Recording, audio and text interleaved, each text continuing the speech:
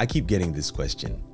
Can I stream pre-recorded content with Ecamm, or can I automate it? The answer is no, simply because it's not automatic.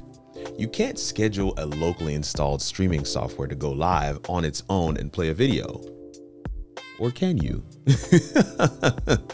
In a recent live Q&A show, I shared that you can get close to this end result by automating the scenes so that all you have to do is click go live and walk away. That answer was exactly what they wanted to know. So I'm making it into a quick video to show you that process step by step.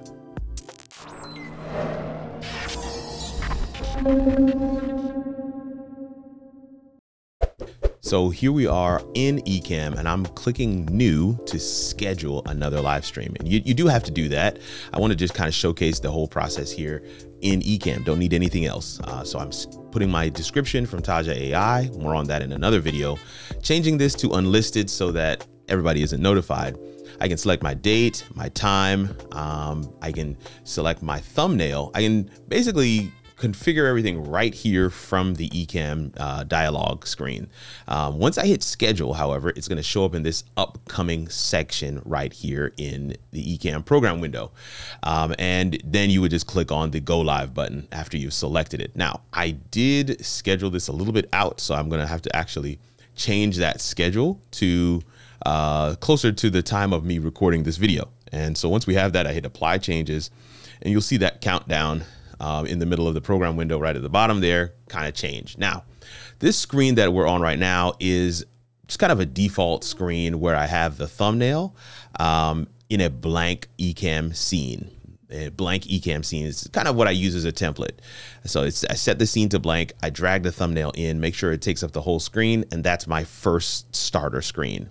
This next screen is a countdown, and this is made up of a very similar scenario. That's why I say it's kind of a template where I have the thumbnail, but behind it, I have selected a video. So I'm going to click video.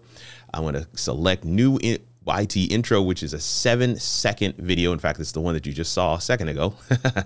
And that video will play behind this thumbnail. Maybe with some music, maybe not, but the key is for it to go to next scene when it's done. So hit go live. After 7 seconds, it's going to go to the next scene. You can adjust the audio on that or not. It's totally up to you, but I just recommend finding a short little video that you can put behind your thumbnail so that it can go to the next scene when it's done. That's actually the secret sauce, is that whatever videos you have, whether you have one long one pre-produced or you have multiple short ones, make sure that it's set to go to next scene and it automates the process. So here, again, this one is an 11-minute video, but it could be 2 hours. I've done one for a client that was just under 6 hours.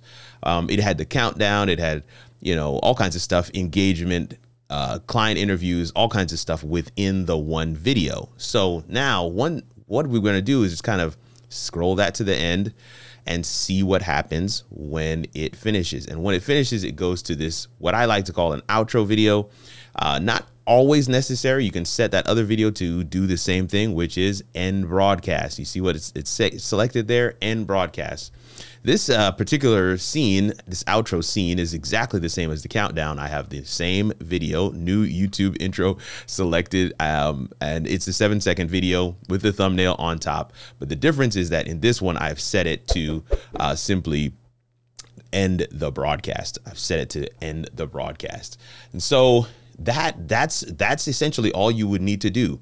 One of the things to keep in mind is if you have multiple videos, every video should be set to go to the next scene after it's done, right? What Ecamm asks you with every video, what do you want to do after this scene is done? You want to make sure it's set to go to next scene.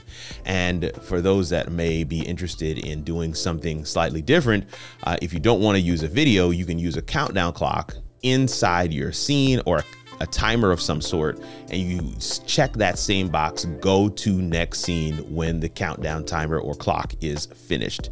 You can have multiple videos, you can have one long pre-produced video, but essentially all you need to do is click the go live button, and as long as everything else is strung together, you don't have to do anything else.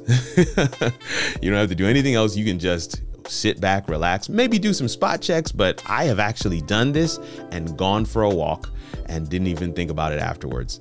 I absolutely love these little hacks, and I hope you do too. Share with me in the comment section if you knew Ecamm could actually do this, because several in that live show didn't.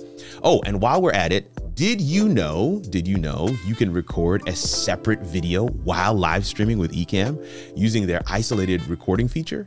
It's crazy. And in this video right here, I walk you through that process step by step. Ecamm is full of surprises. Click right here to watch, and I'll see you over there. Grace and peace, fam.